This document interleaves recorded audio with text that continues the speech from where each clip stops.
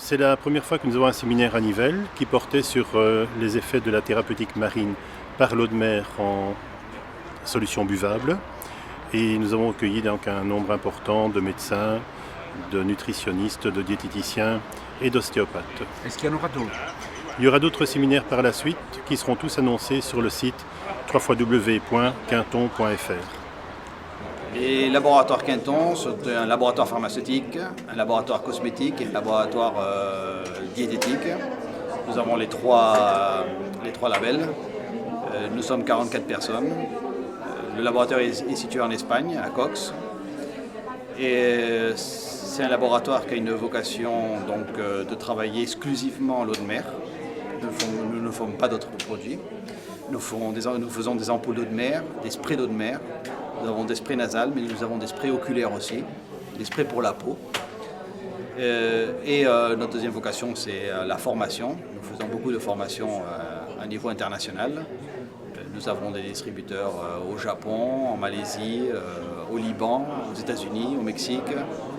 Et donc, nous essayons de démontrer comment l'eau de mer agit dans de nombreuses pathologies.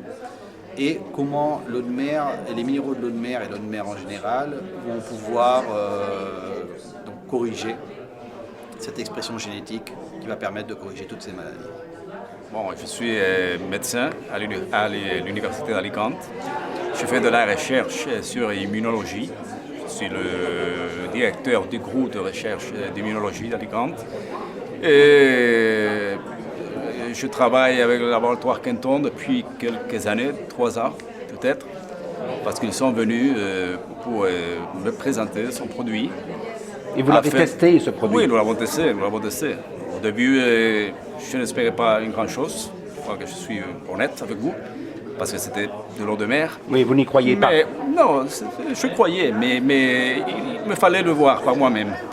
Et bon, j'ai vu que ça valut la peine de travailler avec ce produit parce que j'ai pu démontrer un effet immunologique sur certains compartiments du système immunitaire et spécialement sur le compartiment de l'immunité cellulaire qui pourrait être appliqué à plusieurs maladies.